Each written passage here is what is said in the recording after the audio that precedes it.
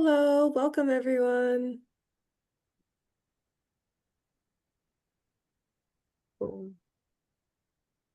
Welcome, welcome. It's good to see you all. I see some familiar names and faces. I just wanted to let people trickle in, but also have people do the icebreaker, which is that as you are settling into this meeting, please add your name and something that you do to take care of your mental health.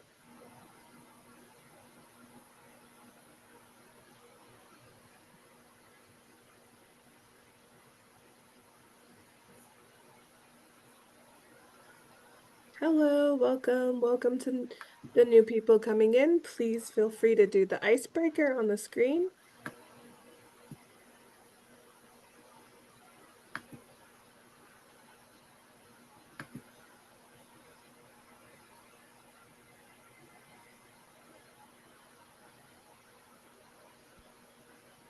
Okay, things are starting to come in. Dance fitness class. I am a fan of Zumba as well, so I understand that. Oh, two Zumbas. Look at that. Or two dance fitness classes. Walking, biking, talking to the cat. I like that one. Coloring books. I do paint by numbers. That's a really big mental health thing for me is to do paint by numbers. Journaling, exercising. Okay. Sleep. Yeah, I love that one as well. Okay, well, thank you so much for participating in that. I am going to get us started in just 1 minute. Okay. Let me just make sure it stops sharing. Okay. All right. Well, welcome and thank you so much for being here. My name is Grace Kadambidi, and I just want to talk to you a little bit about the network meetings, which focus on non-ESOL related resources available in Montgomery County to equip administrators and instructors with knowledge to share with the support and the needs of their learners, to share with their learners. Today's network meeting is on accessing mental health resources. In this meeting, you will hear about support groups and programs in the county that can help learners address mental health. We want to let you know that today's discussion may include some sensitive content, so your comfort is important to us. So please don't hesitate to take a break or leave the meeting if it feels right for you. But before we start, I would like to acknowledge my colleagues and co-facilitators. There's Tiffany, if you could just wave your hand, as well as Kay, and I believe that our executive director, Gerard, is on as well. So wave. Hello. Thank you so much for joining us. So I'd like to begin we always like to begin by highlighting a partner in the coalition. So I am pleased to introduce Mazeret from the Ethiopian Community Center, and she will be talking about their sexual assault survivors program. This presentation will be about 10 minutes long if you would like to step away.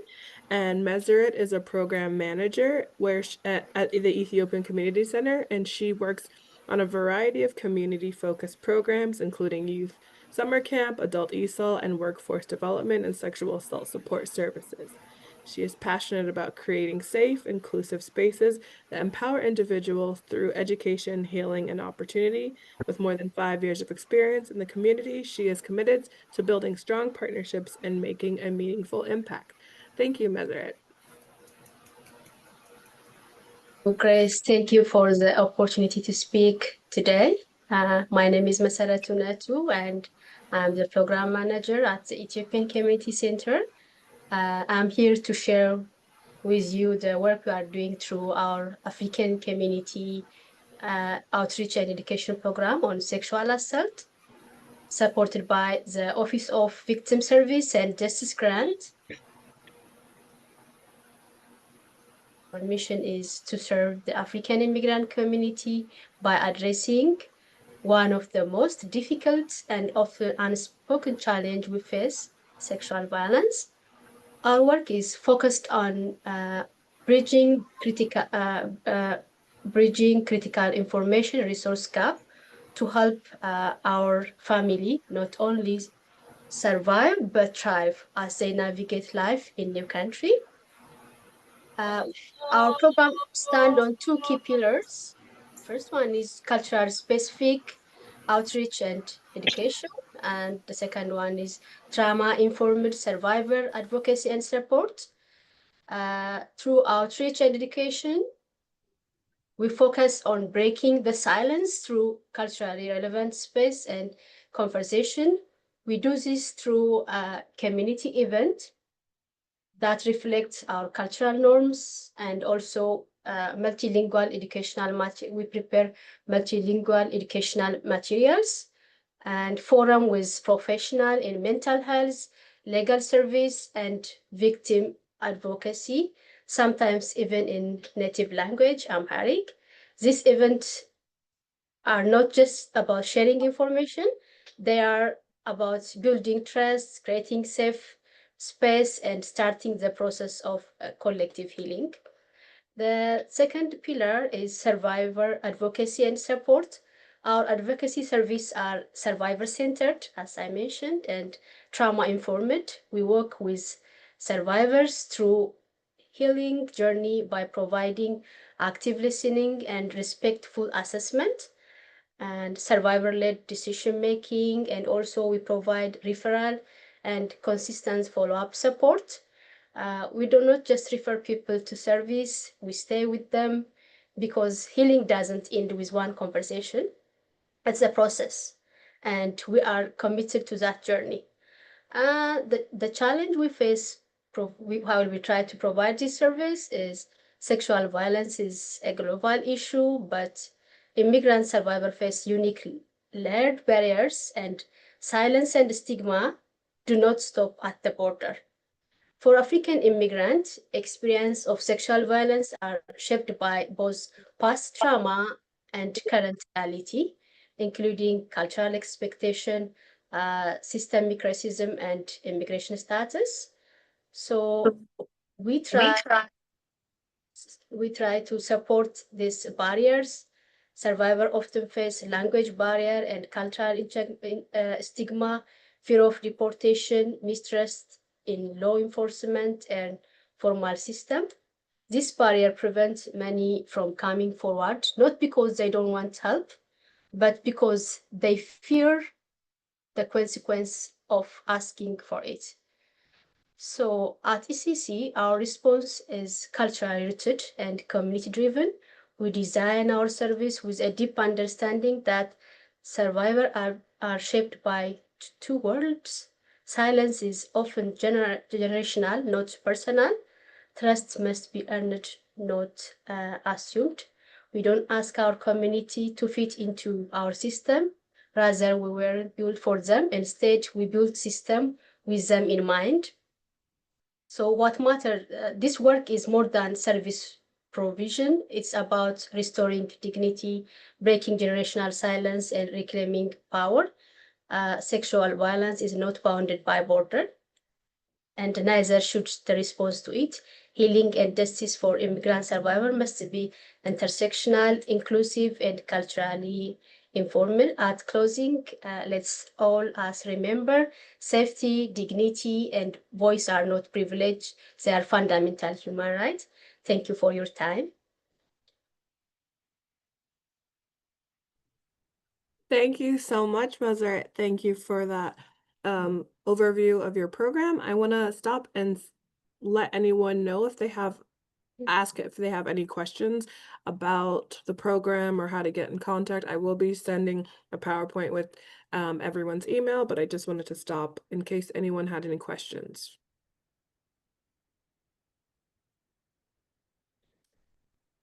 And you can feel free to put the questions in the chat or unmute yourself if you need to.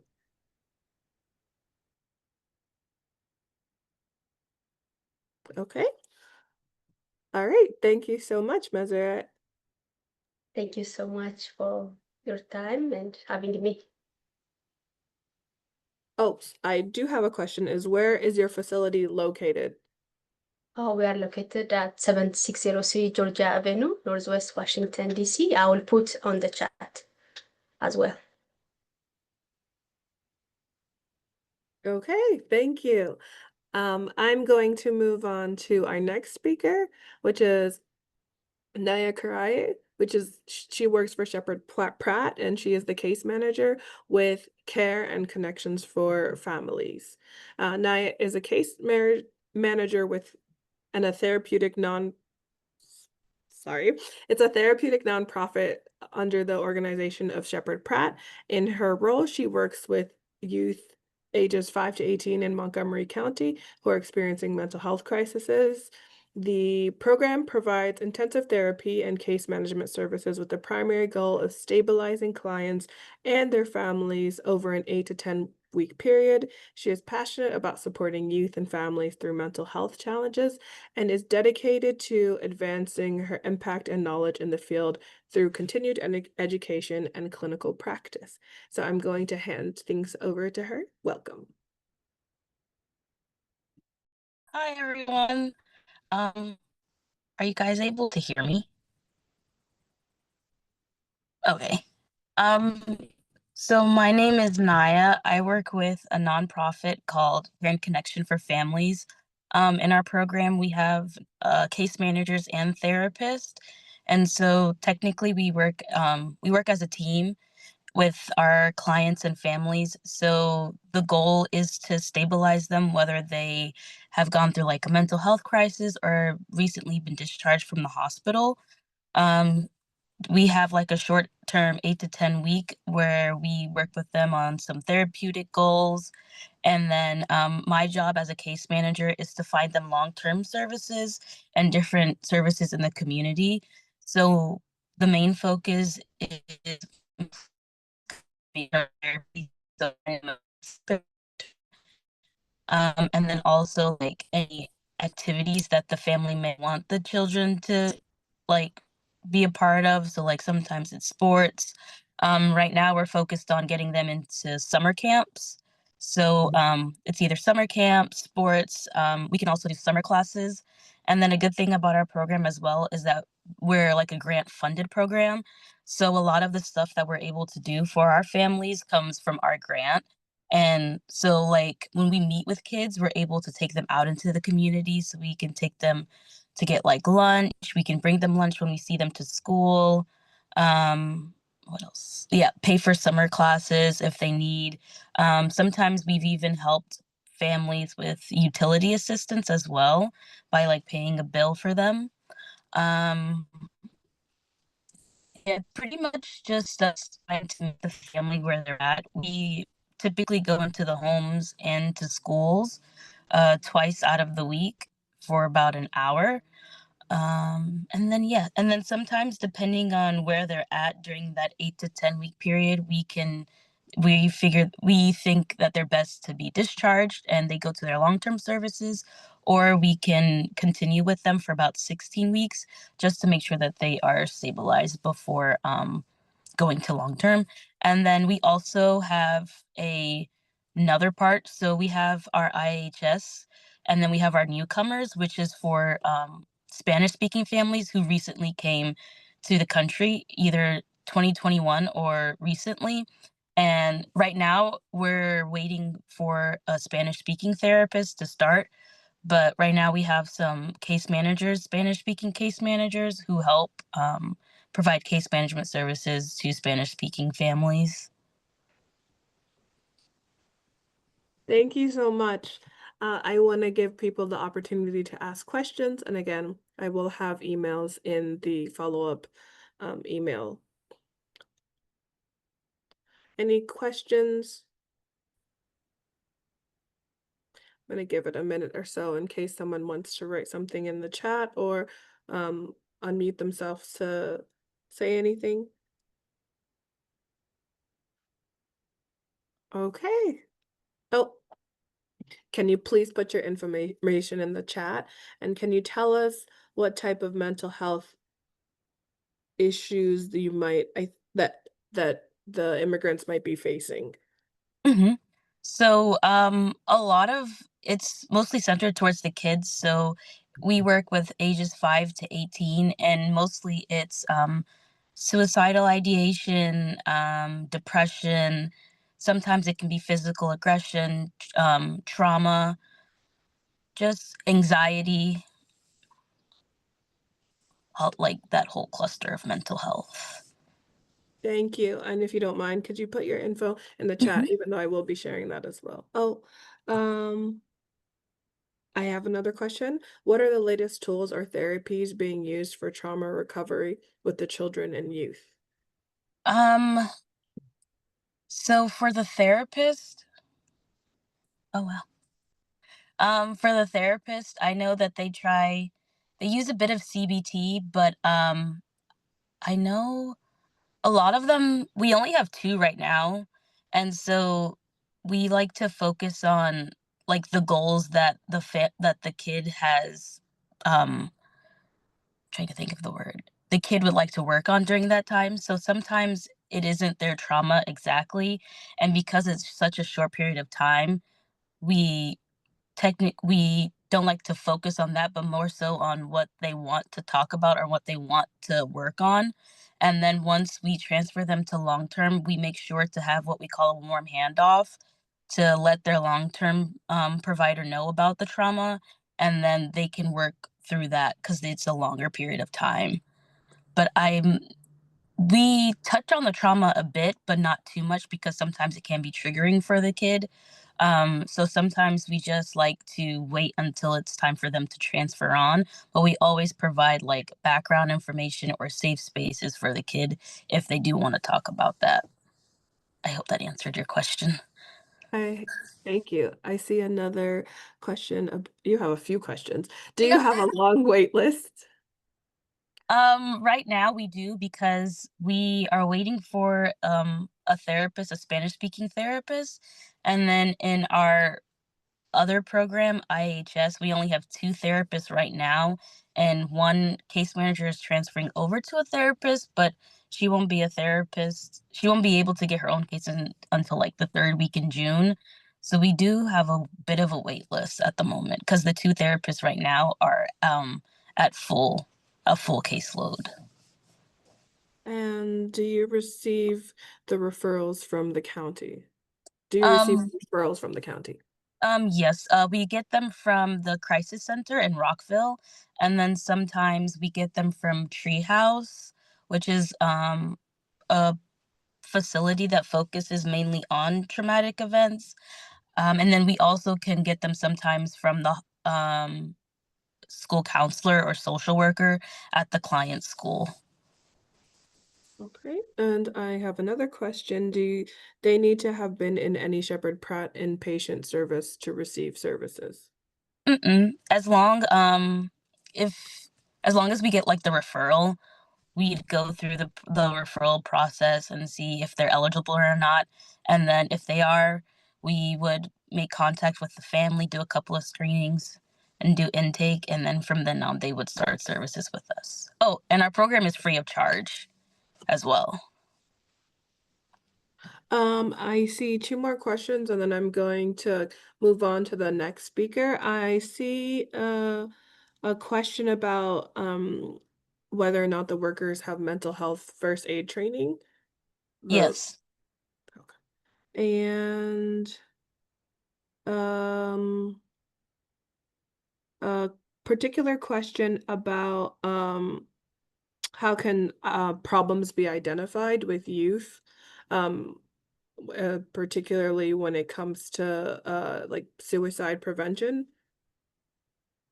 So at intake, the therapists work with the client on what we call a safety plan, just like acknowledging like 3 coping skills that they have to use, 3 trusted adults, and then we also put our numbers on there, so the therapist and the case manager in case of any emergency. And then we also have an after hours on call phone in case of any crisis or anything like that. The family, the parent, anyone in the family can call that number, and a therapist would be able to consult with them and just help them work through that. Great. Thank you so much. And the last question, you can just answer it in the chat, is about the services are asked in different languages. So you can answer that. And yeah, Meseret said yes. And you can answer it. Thank you so much for presenting and answering all these questions. We are Thank going to you. move on to the next speaker.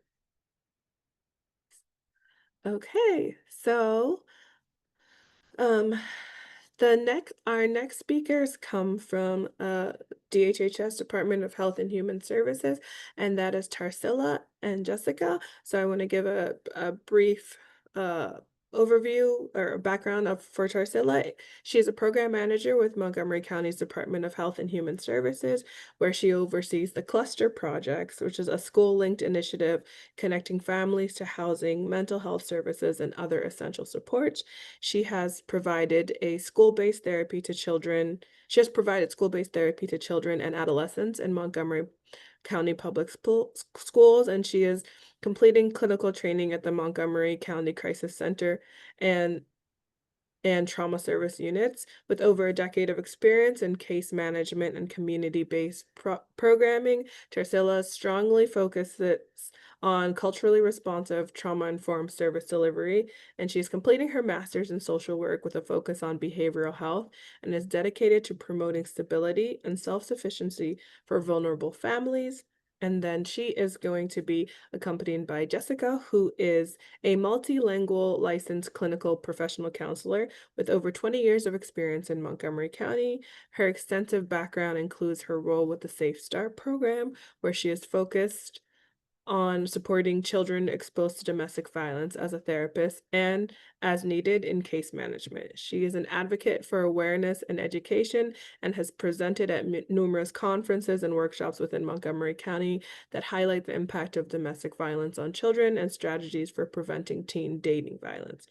Her expertise in this field is recognized as she serves as an expert witness in domestic violence cases, and she's dedicated to empowering individuals and communities working tirelessly to promote healing and resilience among those that she serves.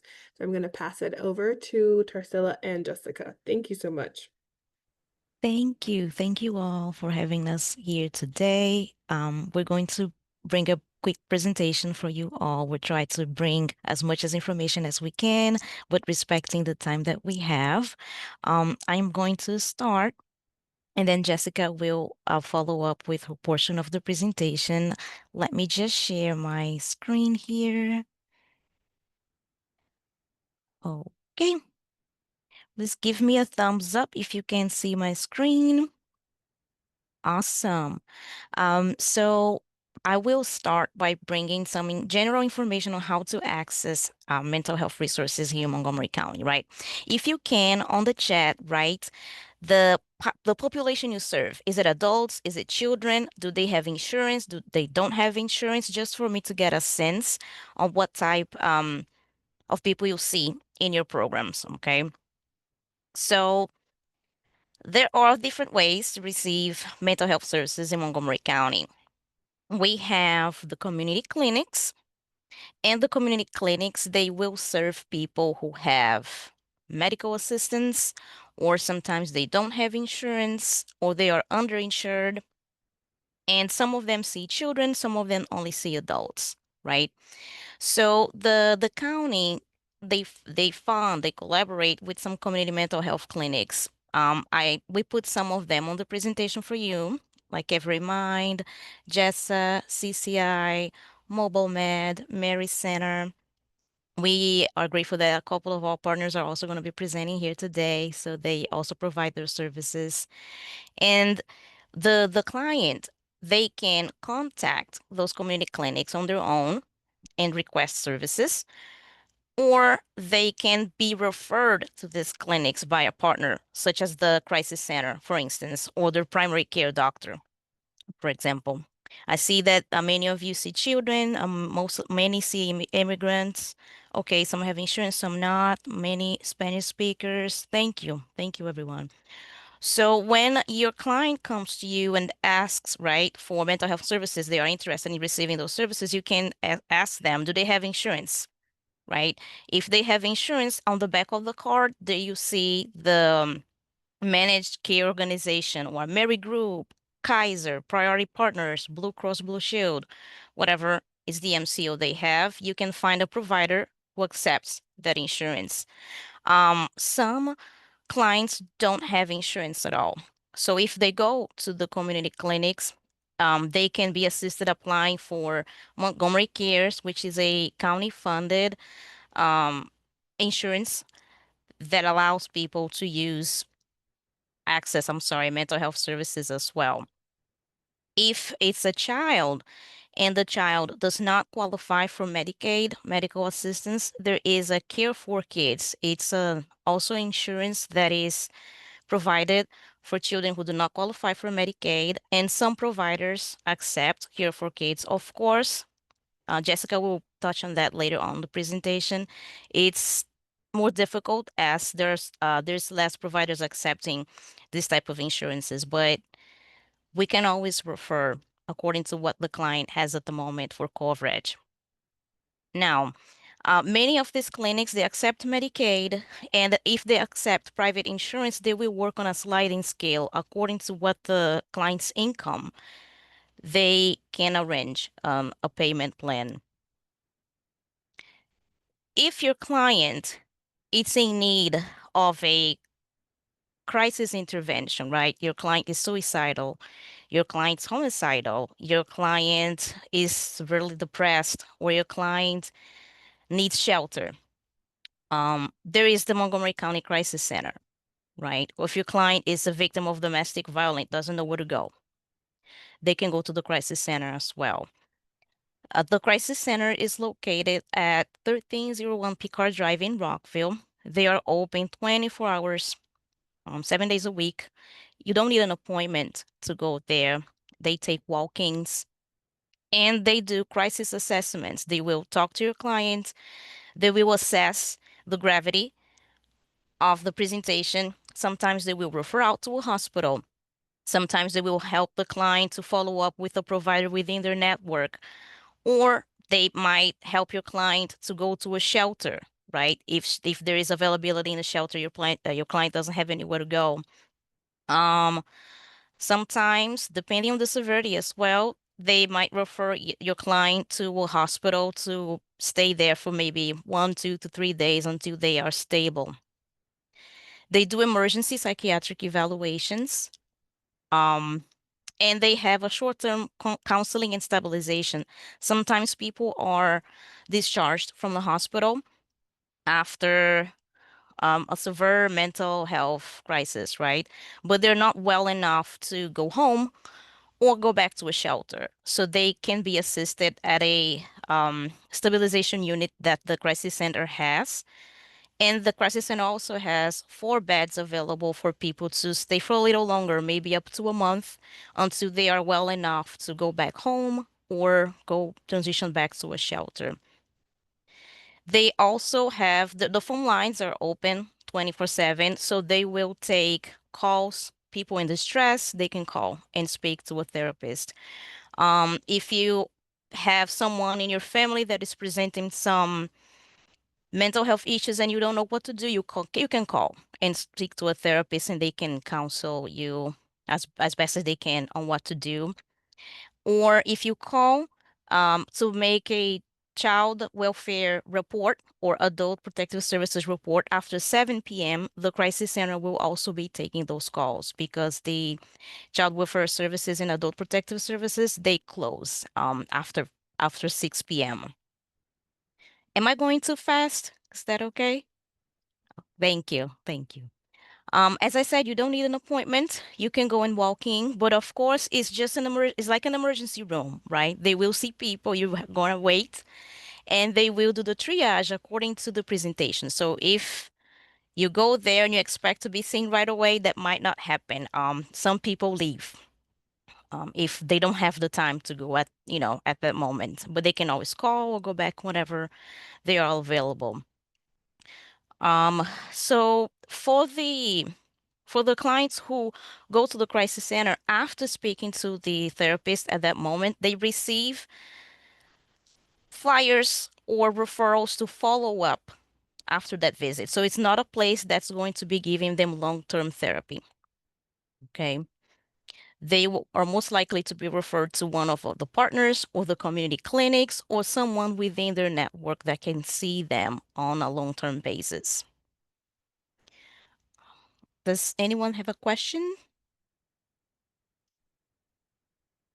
No? Okay. You can always put it on the chat as well. And I will pass the ball to my colleague, Jessica.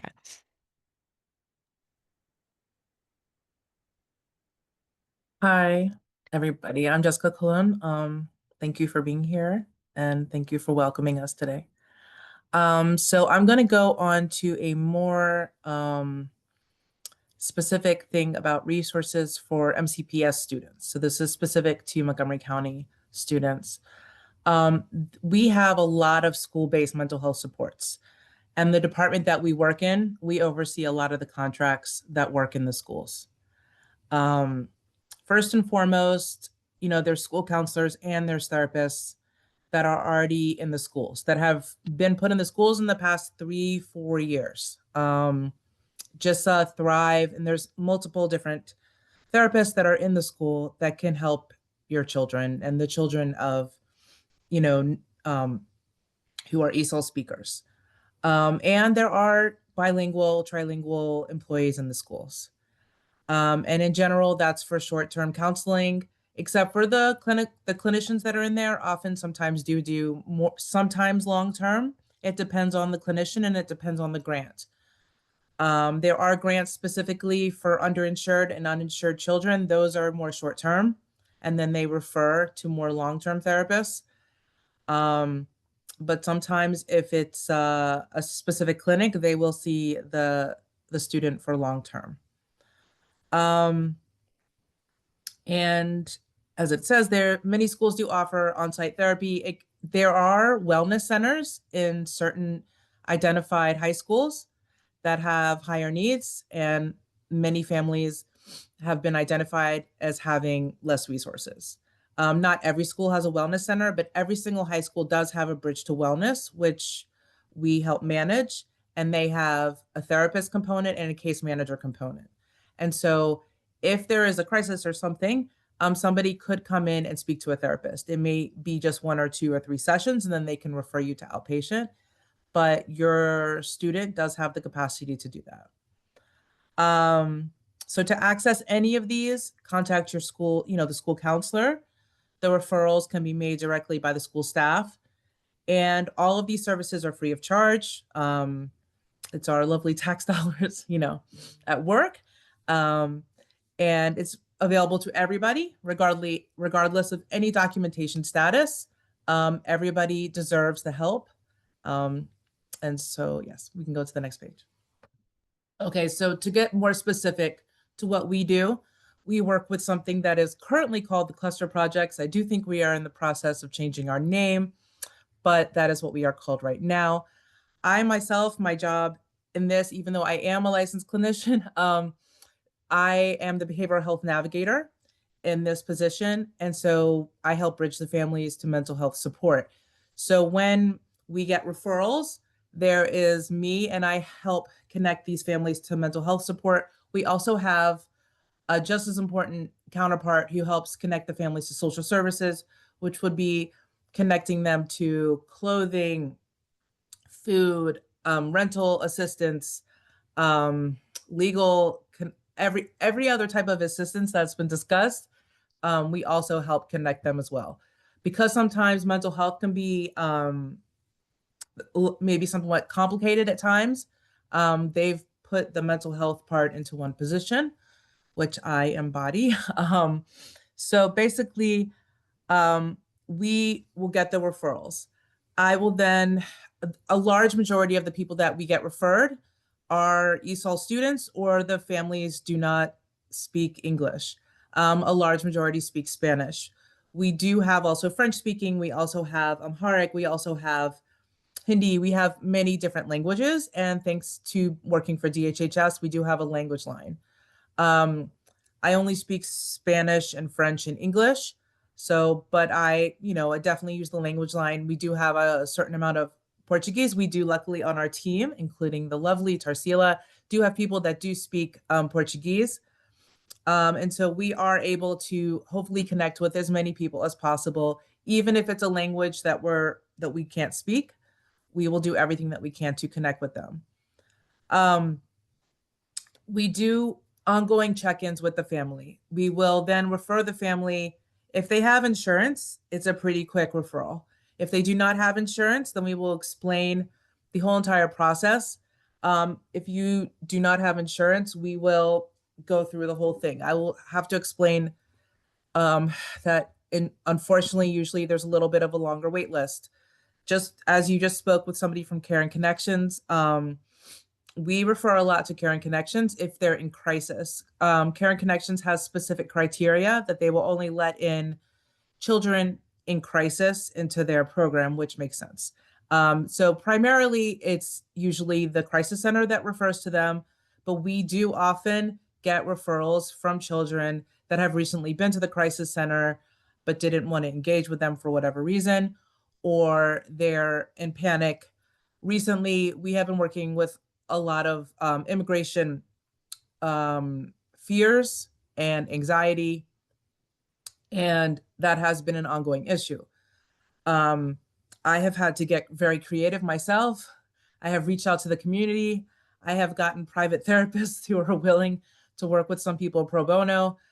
But it can be, and I just to be very honest, a bit difficult. What I do, there are different, obviously, resources. Hopefully you're familiar with the Pro Bono Counseling Project. You can reach out to them. If they don't call you back, just keep calling them. That's what I tell you. You probably are familiar. So just keep calling them. Even if they don't call you back, just keep calling them. There is this thing called the ALAY Foundation. It's for mothers. So I realize this discriminates against immigrants who are not mothers and not women. But there is a foundation called ALLAY Foundation. You can go on there. They have a form. You can fill it out. It is specifically for pregnant and mothers, and they help you find mental health support and help figure out ways to be creative to help mothers. And that also, it doesn't matter whether or not you're documented or not, whether or not you have insurance or not. Of course, to go through we do exactly what Tarsila says. We go through all the clinics, the Montgomery Cares clinics. I go through the whole thing, explain you have to have documentation, with your identification, proof of income. If you have no proof of income, a letter stating that you are, a stay-at-home mom or whatever. Or maybe you clean houses half a day, once a week, just get a letter. And then proof of where you live, that you live in Montgomery County. Even if you are subletting, I will put in there the link for LA. Yes, it's for all mothers, so it could be for newcomers. But I can put it in there if it's not already in there. So basically, I will go through all of that, explain to them that it is not a super always easy process. You do first have to have a doctor's appointment at those clinics, and then that doctor has to make the referral. Sometimes interns at certain private practices will take on uninsured people for free. If you want to be like me, and I encourage you to be like me, call people, just cold call, see if they would like to help out right now. And I explained that we are having, we recently had a mother who thinks she might be deported in June. And I basically begged and I got her in. I'm not saying to do that. I'm just saying at this point, it really comes down to we have to do these type of things because things are at a maximum. And it is very hard to find Spanish-speaking therapists that are working with uninsured or for a low fee. What else? Okay. Of course, other ways to work with these mothers. If they are, just like Tarsila said, exposed to domestic violence, for free, you can go through the Family Justice Center, go through Trauma Services, which used to be called the Abused Persons Program, and VASAP, and they can get help there. There is, when you go to these DV services, it has to have happened in Montgomery County in the past 6 months. They are very specific now because there is incredibly high demand. It's important to know that it's not like it was even 5-6 years ago. Unfortunately, it's a little bit harder now to get people into services because just for whatever reasons, there is higher demands. If any of these people are needing help, always, and I'm sure you all know this, you could tell them to call 988. You can always tell them to call the crisis center. If they're saying, I don't have anyone, call 988. There's always people that will answer the phone, and they do have language lines. So there is always somebody that can speak with them. Let me see here. We ourselves, myself and the case managers, we provide supportive check-ins. And we coordinate with the school staff to make sure that the child is emotionally supported in the classroom. And we help families stabilize and heal by addressing their mental health early. We try to do that as much as possible. I am just going to be very honest right now. We're in unprecedented times. And so a lot of the immigrant families that we are working with I'm seeing it on two sides of the spectrum right now. Either they're avoiding mental health because they're scared if they get connected to mental health, they're going to be targeted. And then actually we're seeing more people wanting mental health because of what's happening. So I will say that I'm seeing it from both sides. But something that I'm very proud of that myself and Tarsila do and that everybody on our team does is we provide culturally sensitive trauma-informed support in times of crisis. And we work with the families for 6 months unless it's truly a dire situation. And at times, sometimes we will work with them longer. Hopefully we can put in our brochure. At 12 Yes? o'clock, you have to. Were you asking a question, Miss Kevin? No, okay.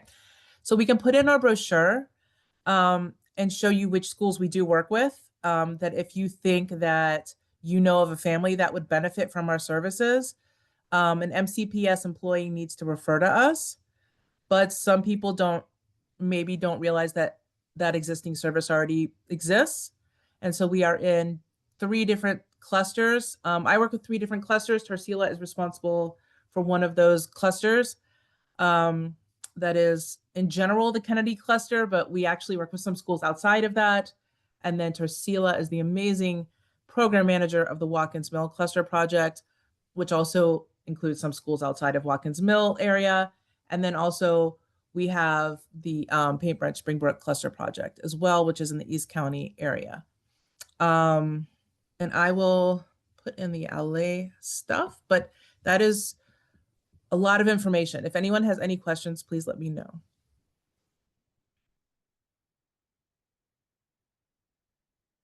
Okay.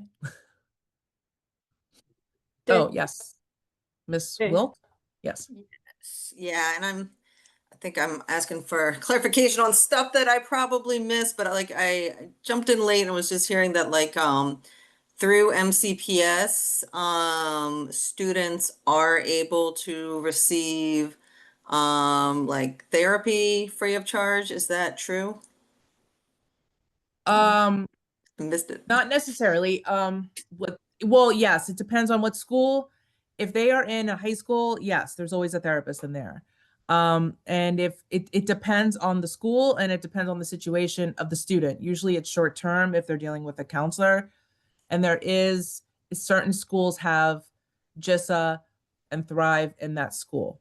But it depends on the particular school. But if you have a wellness center, then yes.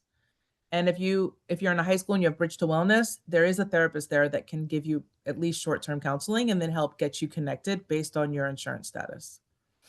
All right, thank Mhm.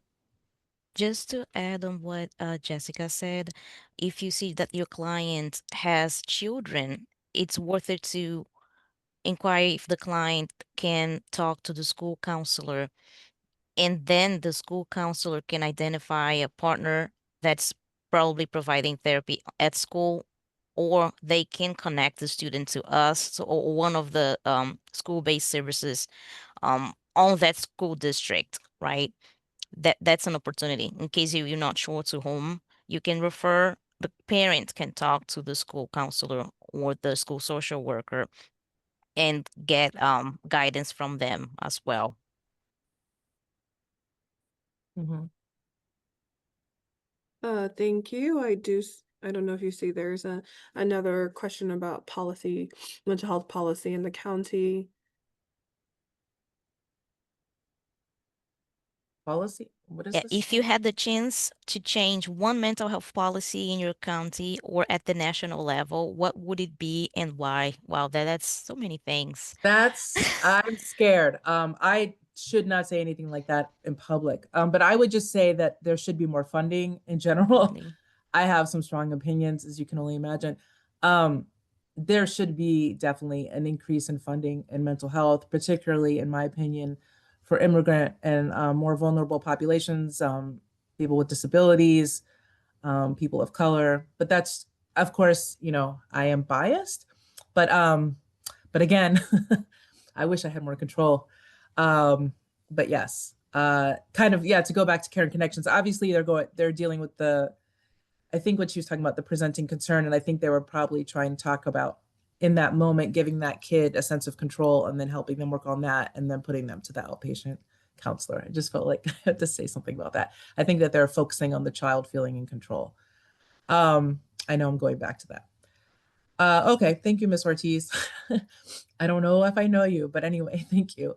Um, do, yeah, is there any Are there other are there questions? any other questions? You can write them in the chat, or please feel free to unmute yourself.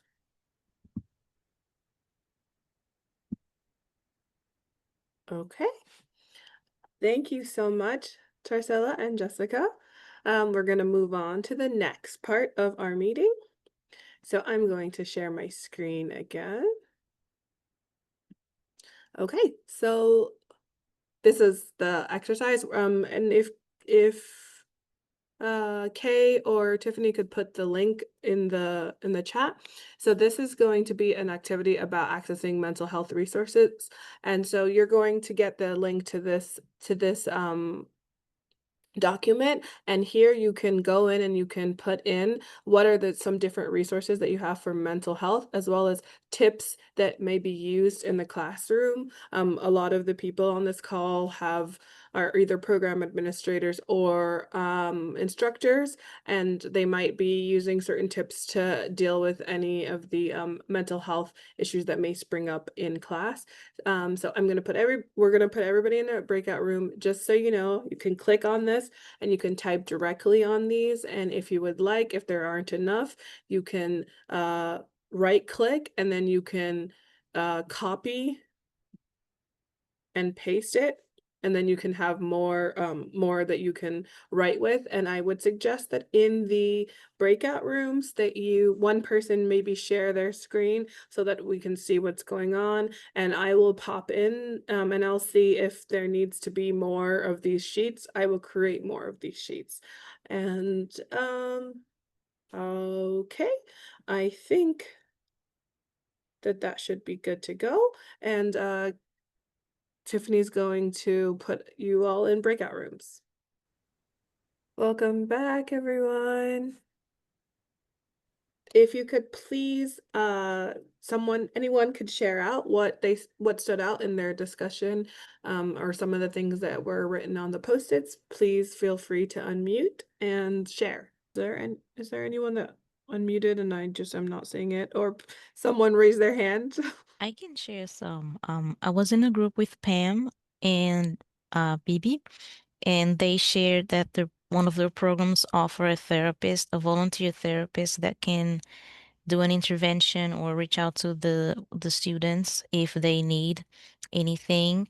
They also provide mental health workshops and leave the space open and welcoming for their clients to express how they're feeling and ask for help as needed. And Pam brought up that she works by bringing up the students' strengths, right, to support them. So taking like a strengths-based approach to support the students in times of need. Thank you so much, Tarsila. Anyone I see in the chat? the 988 Lifeline offers immediate support, 24 access to trained counselors. I see PG Library has resources for the Afghan population, and Minnesota Literacy Council is good for that population as well. I don't know.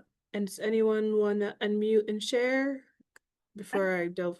Go ahead. Sorry, I can add to the PG Public Library system. So a lot of times mental health issues are related to, social isolation or not having access to certain kinds of resources. And so the PG Public Library system is accessible to people who may live in Montgomery County. You just have to have a Montgomery County Public Libraries card and go to a PG County branch and link your card. But they have virtual and in-person events, and so things they have like a free social worker come to the libraries on certain days. They have legal counsel support.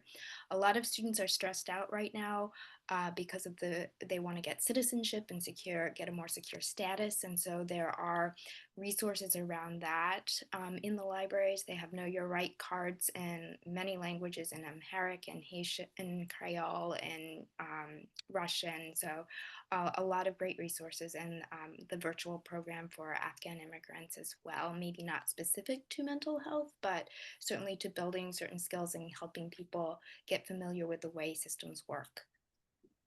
Thank you so much for providing that information. And it's great to hear that it's accessible to Montgomery County residents as well. Something that piqued my interest, because I think Dr. Ortiz also brought it up, was the mental health first aid certificate. Does anybody want to talk more about that, what that is and where you can get it? Yes. Okay. Yes, Cha. Oh, do you have it? Does anybody want to tell me a little bit more about it or share with the group? Oh, I don't have it, but I'm interested in taking the training if they offer. So actually, I did one with the CCACC, but this one is just the teen mental health first aid. They did several sessions already, and I think they are continually doing it. You get a certificate. This is just the basic of how, if you see some teen has mental health, you are not diagnosed or doing anything. You are just knowing how to talk to them, because most of us, we don't know how to talk to people if we see some situation. This is like a 2-day workshop. They run regularly, and then I think it's a good class, good workshop. Yeah, Two- I'm sorry. I got that adult mental health first aid program because I'm a nurse. I wanted to learn more and to get training. So that is at least you need to register about 2 months before the classes started. And then about 3 weeks before the classes, and you're doing pre-work. You need to read, and then there's lots of a case and this thing. You have to see the videos. You have to answer all the testing thing. Every single session, you have a 4 to 5 kind of questions you have to answer. Pretty much you self-learning and finish, and then you have a 1 day from pretty much from 9 to 5. And then the class really arranged by special expertise for the care issue, and from Maryland DHH office and the Plus Mental Health Department. That is for free. And they also can have pay your own money. They have so many classes. Someone's a trainer, you can get that certificate. It's very good to start it on the base level. At least that we can help at the beginning. Is the key issue is listening and then referring, not treat, not give some advice. Oh, somebody take some medication will help. No, you listen and you refer. That's a key point. Yeah. Thank you so Thank much you. for sharing that. And I see that Tarsila and Peggy both put some links in the chat. I will send those out whenever I send the follow-up email, but it looks like you can sign up for training, or you can request for there to be a class with your organization as well. Um, Anyone else have anything that stood out to them that they would like to share?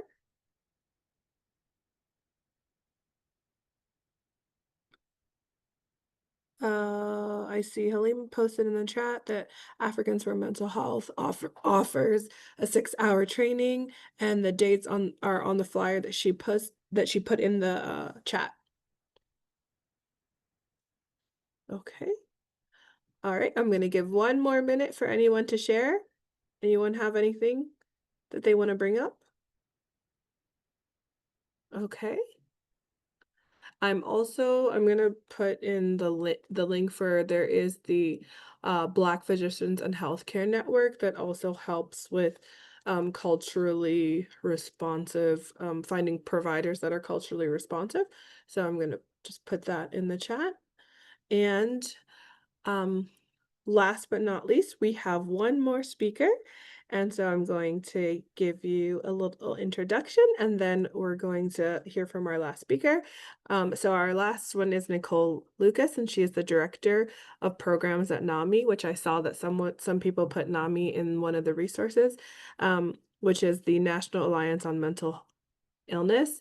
It is the nation's largest grassroots mental health organization dedicated to building better lives for the millions of Americans affected by mental illness. Nicole manages and oversees NAMI's Montgomery County branch, which has free programs that including classes, support groups, and presentations. And she is responsible for coordinating and managing NAMI's Montgomery County dedicated team of trained program volunteers who bring programs to the Montgomery County community. And so I'm going to pass things on to her. Thank you. Okay, thanks, Grace. Hi, good afternoon, everybody. My name is Nicole Lucas, and like Grace said, I'm the Director of Programs here at NAMI Montgomery County. It sounds like some of you may be familiar with what we do, so this will be a refresher for those of you who are familiar, and for those who aren't, I hope to share with you all the great programs that we offer here at NAMI. So like Grace actually said, we provide free programs for people who live with mental health conditions. And we have 2 tracks. We have programs for the caregiver, and then also programs for the person who lives with the mental health condition.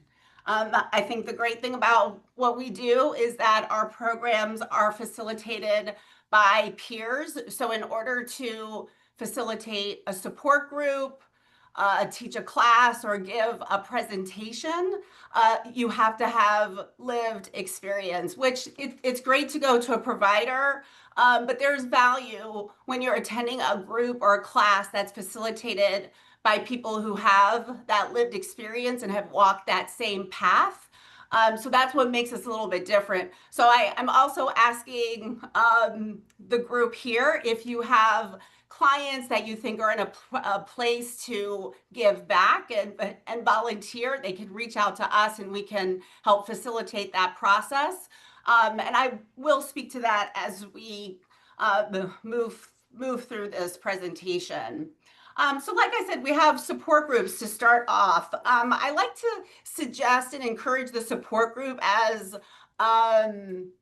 kind of an introduction into some of the programs that we offer, because sometimes when people have a mental health condition, it's scary. There's that S word, stigma, that people are scared to attend a program that's for a mental health condition. So the support groups is a great way to start out attending our programs. It's facilitated by a person with lived experience. It's 90 minutes. The majority of our programs are still virtual, but we are open to having programs in person also. So it really just depends, but the majority of the support groups are virtual. And so the way the support groups are structured, in case you get these questions from your clients, so it's about 12 to 14 people in the group.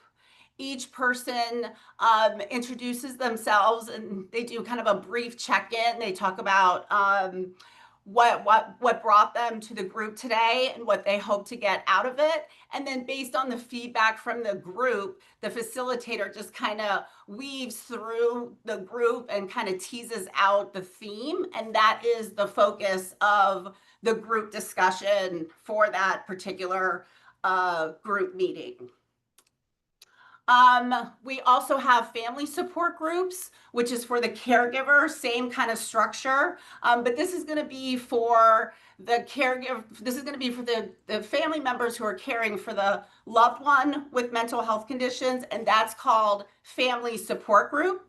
And the group for the person who lives with the mental health condition, that's called connection. When I first started, I was so confused about that. So I always like to just explain connection is for the person that lives with the mental health condition.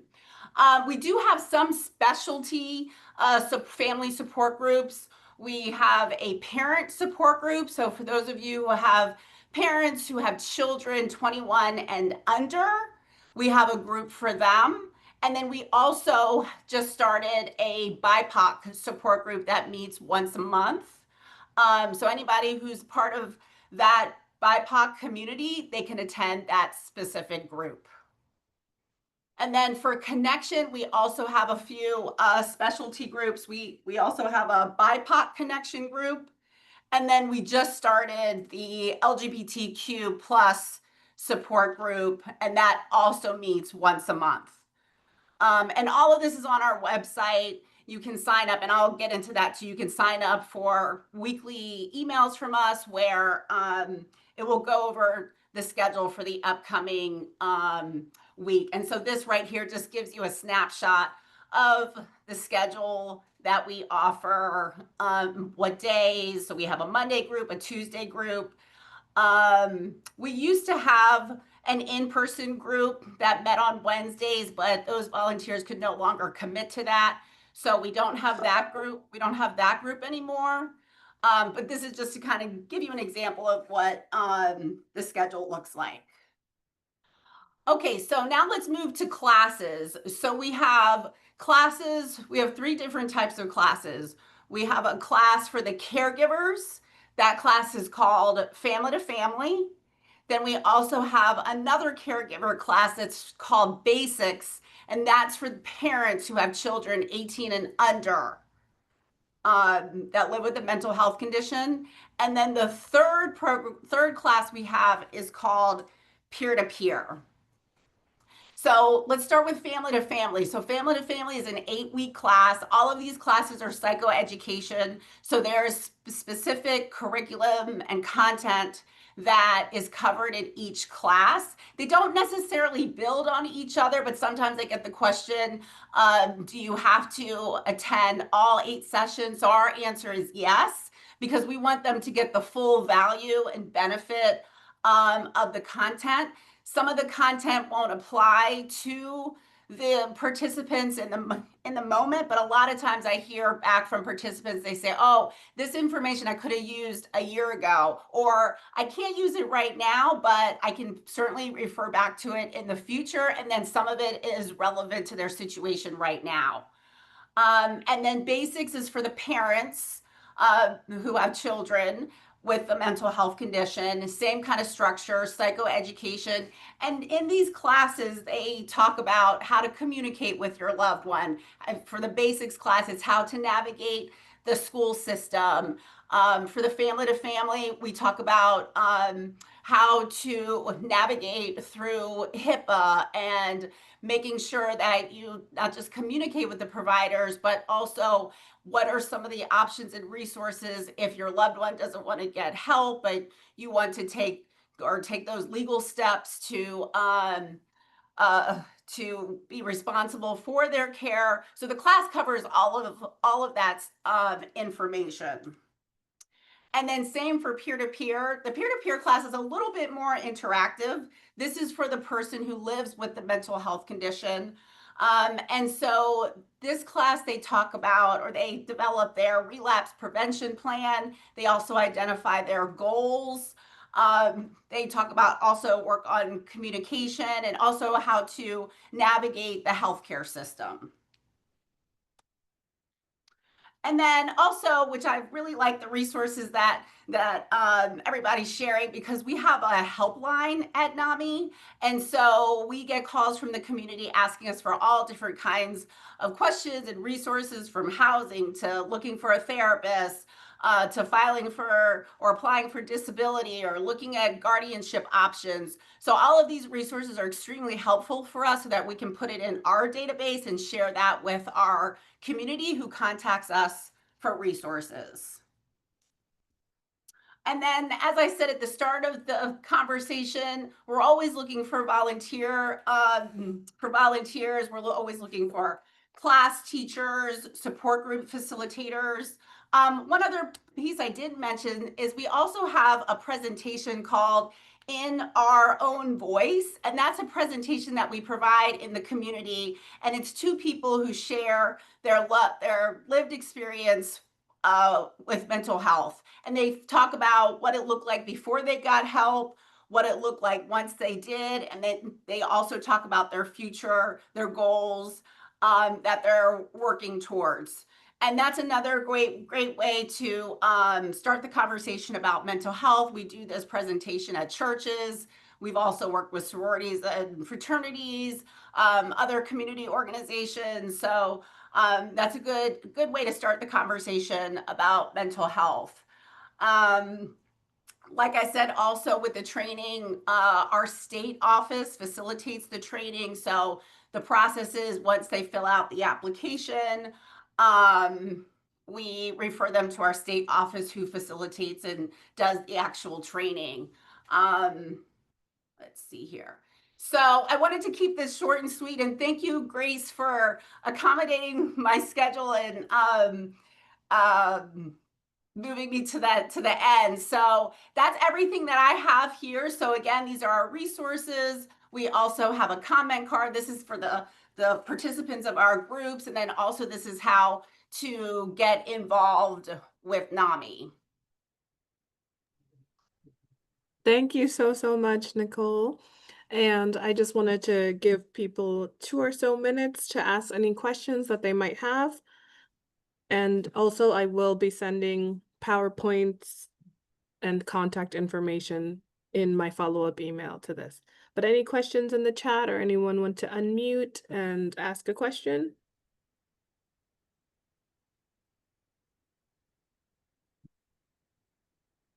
Okay. If not, then thank you so much to all of the speakers for coming, and thank you for joining this network meeting on accessing mental health resources. If you could, please complete the survey that I put in the chat, and I hope that you are able to go back to the Google Doc that you put resources in and share more resources. I'm going to leave that open. And if you have any questions, please let me know. I will be sending a follow-up email. Thank you.